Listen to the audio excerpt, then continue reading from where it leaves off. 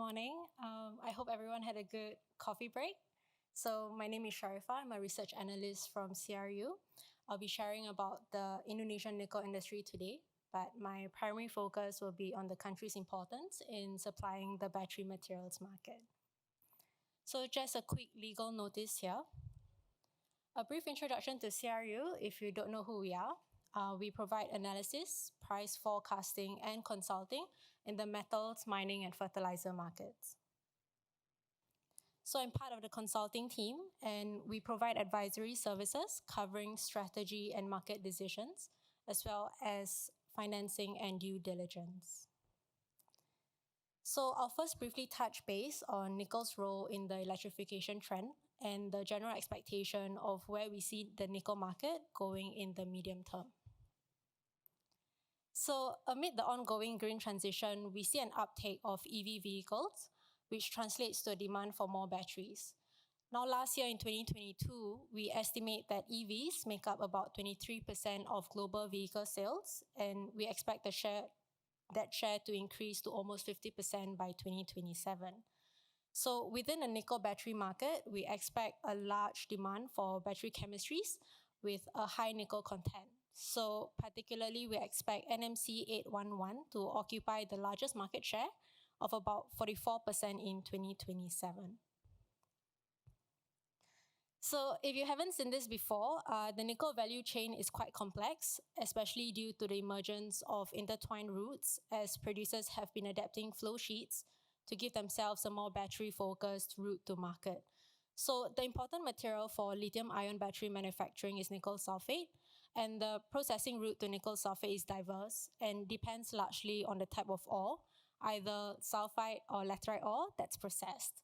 So traditionally, nickel sulfate is produced by dissolving metal derived from sulfide ores, but sulfide resources are depleting while there is an abundance of laterite ores, which is prevalent in Indonesia. So this means that Indonesia holds the pole position, if you like, in developments in nickel sulfate production. So prior to the emergence of the battery sector, most nickel was produced in the form of either metal or iron-nickel alloys, such as ferronickel or Fe, or NPI or nickel pig iron, which is almost exclusively used in the production of stainless steel, until recently when producers like Tsingshan and Nickel Industries have commissioned NPI matte converters, as you probably already know. So one thing to note is that the stainless steel sector is currently still the most important end use for finished nickel products, accounting for about 63% of total primary nickel consumption in 2022. Now, however, the demand for nickel in batteries is growing far more quickly than in other applications. And we can see here that the battery sector will account for the bulk of nickel demand growth up to 2027. So therefore, we see nickel sulfate production rise fairly rapidly at a growth rate of about 27% over the medium term.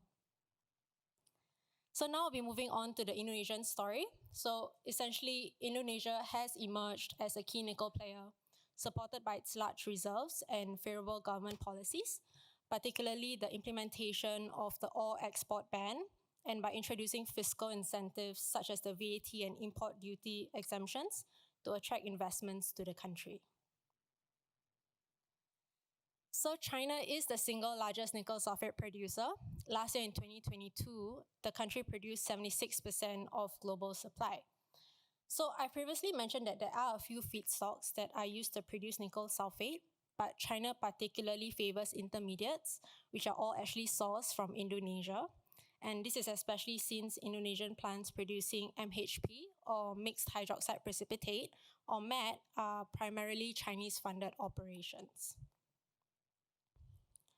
So within Indonesia, we see the product mix in the country moving away from NPI, which is primarily used in the production of stainless steel, and towards MHP and NPI matte, especially as new capacities come online in the country over the medium term.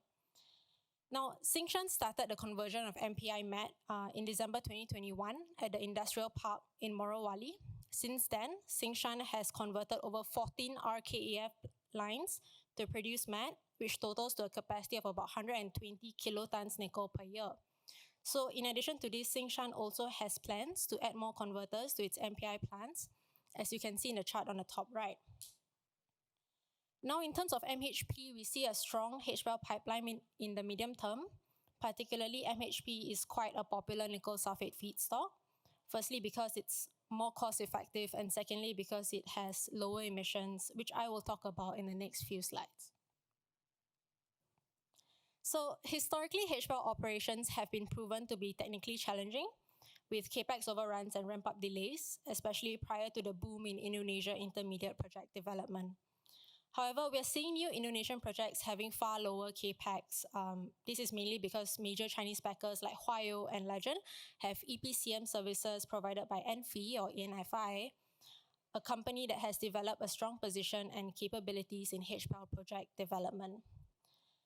So additionally, these Indonesian operations also have the advantage of being located in established industrial parks, so they can leverage existing infrastructure and supply routes. So this success seen by Indonesian HPAL plants will actually see the country account for 83% of global MHP supply by 2027, which I think further highlights the importance of Indonesian MHP in meeting nickel sulfate demand. Now, one of the main advantages of HPAL is that it has a lower energy density than laterite smelting, and therefore has a lower CO2 footprint. So this actually supports MHP's favorability as a nickel sulfate feedstock. You can see that scope 1 and 2 emissions to produce NPI from laterite is about 3 times more than the emissions for HPAL. However, there are still issues surrounding HPAL production outside of carbon emissions, primarily surrounding tailings disposal. So forests will need to be cleared to make way for construction of tailings dams, for example, or for dry stacking. And we also see water contamination due to improper tailings management. So in the past few slides, I've explained this shift in preference for nickel sulfate feedstock, essentially away from class 1 metal towards intermediates like MHP. And the issue here is that Indonesian nickel supply is not deliverable against the LME, which currently only trades class 1 refined metal. So as the bulk of nickel sulfate continues to be produced with intermediates, we have a situation where the LME nickel specification is not representative, at least on a pricing basis of the bulk of the nickel market. So I think a key example here is the correlation of the nickel sulfate price with the price of nickel metal. Nickel sulfate traditionally was priced at a premium to LME nickel because it was mainly produced by dissolving metal. So for this process to be economical, the price of nickel sulfate needs to be above the metal price. And then that changed during the price spike in March 2022 when there were concerns around the availability of nickel metal from Russia. And since then, the nickel sulfate price has traded at a discount to the LME price. And this is due to several factors, the main one being the presence of more intermediate supply. So MHP is generally priced as a payable to the LME price. We saw MHP payables growing from about 70 to 80% of the LME price, especially when nickel sulfate was at a premium to the LME. And this is because refiners can afford to pay high MHP payables but still make a positive margin. So traditionally, we saw MHP price moving in tandem with the LME, but because it's now predominantly used as a nickel sulfate feedstock, it trends closer towards the nickel sulfate price.